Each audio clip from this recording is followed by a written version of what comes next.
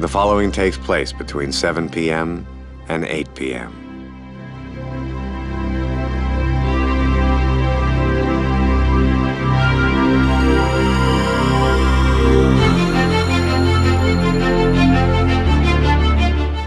And as I'm getting older, I'm delving more into politics. When you're younger, you're like, I don't care, whatever. But as you get older, you're going, well, this affects me now. This affects me. This affects me.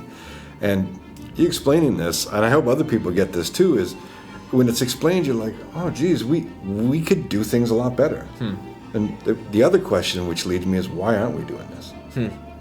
And I understand it's whoever's basically in power at this point can decide whatever they want. But maybe they're going to realize that this carbon tax isn't the way to go. Well, I mentioned the example of Australia, where they had a carbon tax and then they went the other direction because they realized it wasn't working and it was hurting them economically.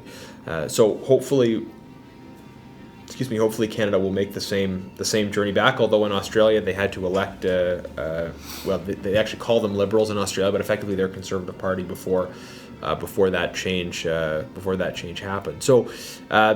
This is, we'll see. I mean, there again. But as I said before, there are two parts to those who are advocating for the carbon tax. Some people see it, I would judge incorrectly, but they have good intentions and they see this as being about the environment. But there are some people who, at the end of the day, this is about revenue. This is about something that they have always believed in, which is a bigger role for government in people's lives. And the carbon tax is an opportunity for government to take more of people's money and then decide how they'll spend it. If you're in the revenue camp, then you're never going to change your mind on a carbon tax because a carbon tax is an opportunity. Despite the economic problems, it is an opportunity for government to generate revenue, and that's if that's the goal, then that's where those people are going to go. I just want to make sure everything's still. All right, perfect. Okay. All right, so I guess in that, I'll cut it on that. Now, is there anything that you would like to talk about to get across? Because I know we kind of went into the politics thing. I find it really interesting what you're talking about. You're really passionate. You're really so. I personally, this will be all cut out. But is there anything that you want me to ask to get? Is there something that you really want to get across? Well, we've talked about the main issues, the economic stuff, and the foreign policy situation. I like that. That was good. That was really good. It's a real honor serving as the MP for this community in particular. This is an exciting place to live. This is a great community to live and raise a family and to work. And it's an honor to represent Sherwood Park and Fort Saskatchewan and Ottawa. And maybe if I can share just a little bit about some of the things we do here in my office and some of the ways in which people can engage with us. The last couple evenings we've had roundtable discussions in our office, and we're in the room where these actually happen.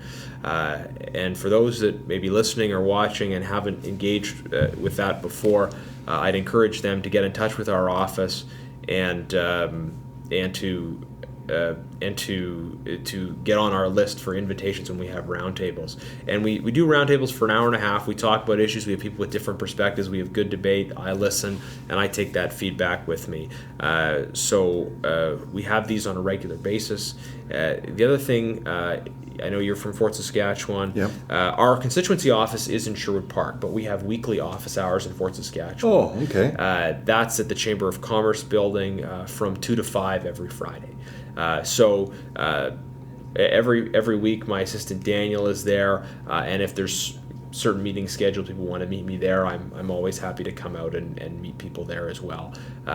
So it's a good opportunity for people in Fort Saskatchewan who want to save themselves the drive and want to chat with me. They can come. Always good to still schedule an appointment in advance because I might be meeting with someone else. I might, if nobody's scheduled, I may not come. So always worthwhile to still make that call and schedule in advance. But we're keen to meet people in Sherwood Park and Fort Saskatchewan, either place, whatever's convenient. All right, and social media. I know.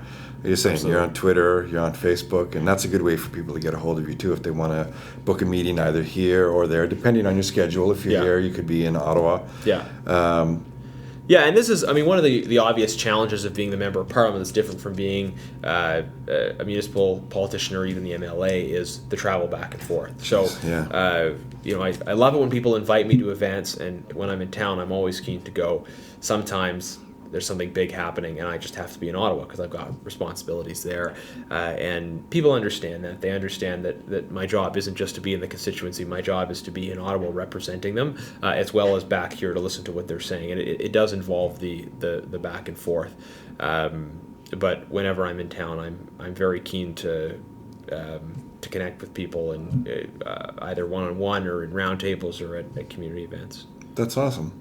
Now, in saying that, I actually went, well, I was telling you earlier that I got a chance to go into where you go, into the beautiful chamber, and it's gorgeous.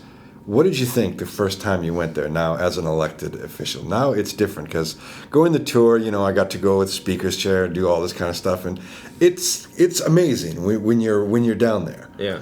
You're a young guy, you get elected, now you're the guy. Mm-hmm. It must have just been overwhelming to you.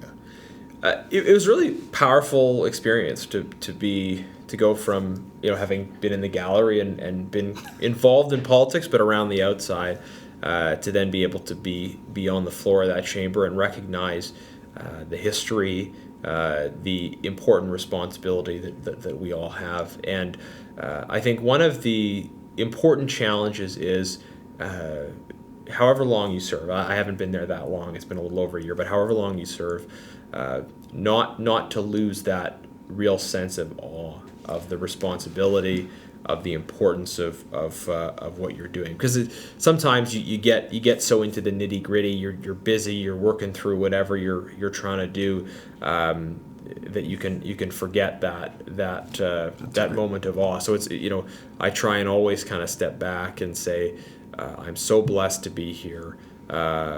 It's such an important responsibility to be representing my community, to be an inheritor of a long tradition of parliamentary democracy in this country, and even beyond that. So those are sort of the feelings that go through me when I'm there. And people can sometimes make disparaging comments about backbenchers. The fact is, there's no bad seats in the House of Commons. And, no. I've moved from the fifth row to the fourth row, and every seat gives you the opportunity to debate, to defend your constituents, to move motions, to move amendments. I've been successful at getting amendments to government legislation passed. Every seat is an important seat. It's how you use it. You're heard, right? You're heard, yeah. Yeah. That's it. And again, I've heard that you're a guy you're vocal. Like, people know who you are. And in saying that, and I'm getting this across. A lot of people don't get this. You're getting the behind the scenes thing. You do your job. You talk, and I'll put a little thing right here where I'll say it. He actually said that you're one of the guys that what's it called when somebody's talking and you're kind of talking. Oh, heckling. Is that it? And that's perfectly legal. Like, it's perfectly. Well, yeah. So this is another. Again, this is something that you don't want. Yeah. But so when it comes to heckling, yeah. So that's when you maybe you make a comment or you say something out, and my view on heckling is, it's allowed. It's part of the process. Sometimes the heckling is too much, and some people it's just noise. It's not substantive. There are some cases where I will heckle if someone says something that, and then there's an opportunity for sort of an immediate correction. For example, if someone says something that isn't true, right? Or if I ask a question and someone is just making no attempt at responding to it in question period, then I'll say, answer the question, and I'll try and push them that way on doing it. And if the chamber ever chooses to ban heckling, then I'll follow that rule. But right now, the mechanism, I think, when you have a government minister that is asked a serious, important policy question, and absolutely ignores it, and it's an issue that's important for ordinary people on the ground. The opportunity to push them a little bit extra, I think, there is a more and a less respectful way of doing it, but I think it can be. It shows your involvement. It shows that you care. You're not there just like you're saying, just to do whatever. Somebody's not doing that. You're going, hey. Yeah. Again, I would be a little bit more probably harsh, but it would be like, hey, like answer the question, like. Yeah. No, but again, Pierre.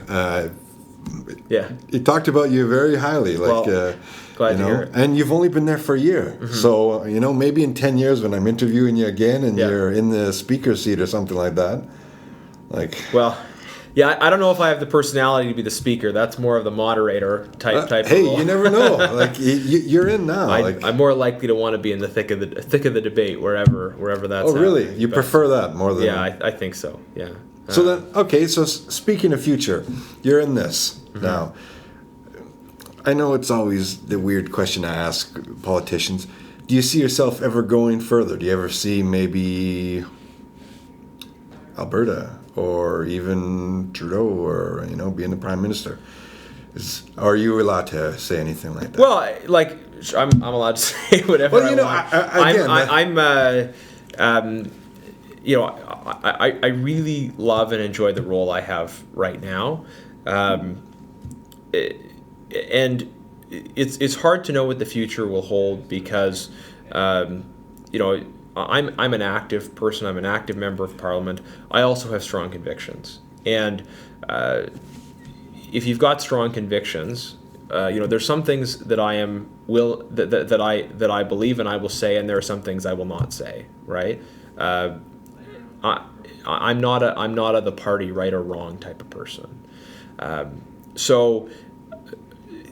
Of course, some of these more senior roles, they certainly have advantages in terms of influencing public policy, and sometimes you can move into those roles while still being true to your principles and true to your convictions. But sometimes, if you're a person of strong conviction, then you kind of have to sacrifice some of those ambitions to be true to what your convictions are. So those are different kinds of choices that politicians make, and sometimes you're able to do both, and sometimes you have to choose. No, and so that's for me as I look to where I might go in the future. On the one hand, some of these more senior roles would certainly be interesting and would be an honor to serve in them, but. My priority is going to be staying true to my convictions and the interests of those who have sent me to Ottawa, and I'm going to put that ahead of that kind of thing. See, this is what I want people to see, and you know what? It takes a really strong man to say those words and to follow it, because a lot of people can talk a lot of BS and say what they need to say to get to where they need to get to, and then just ignore everybody and who cares, I'm in. I'm really glad I met you today and that we're talking like this. Like, well, thank you. To say, no, I appreciate it because I've got convictions, morals, and everything. And you come to those crossroads, and everybody I'm sure has come to those crossroads, and some take the easier side, and some, no, I believe this, I'm sorry, like that's what I have to do. And it could alienate you, it could drive a wedge, but for you to do that and you're in this kind of office, that's I don't hear that very often. Like you get to know some people and some people just to hear that I hope other people can see that they voted you in, they voted a good man, and you're doing exactly what thank you. I hope we could do more of these. Like this would be great if you're up for something like this. Absolutely. Yeah. I enjoyed the discussion and look forward to chatting again in the future.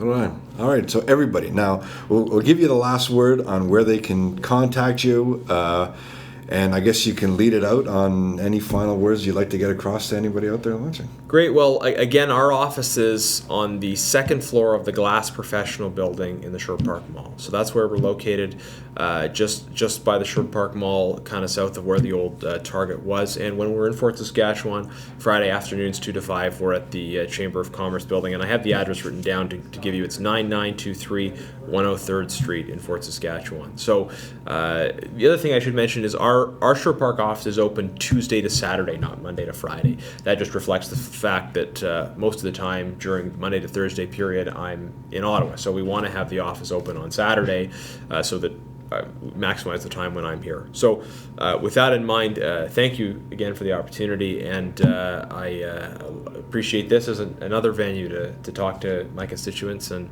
hopefully we'll be able to continue the conversation. Yeah, and if you have any questions, I know that they can contact you, but if there's questions you like to pose or anything like that, I think it's great, because I asked you a couple hard questions, and right away you were up for the challenge, the whole 9 yards. You didn't back down. You told me exactly, and it was like, it's so refreshing when I guess it's like you're saying, you ask somebody a question and they go, hey, it's this, and you told me exactly. Mm-hmm. It's awesome. Well, appreciate it. Thanks. I'd like to be frank, so no, take and care. I appreciate it so much. All right, I guess on that, we're going to look forward to another podcast. But thank you very much. We'll wrap it up for now. And if you have any questions, comments, I'll put all your social media, and we'll go from there. Okay. All right. Thanks, everybody. Thank you again. Take care.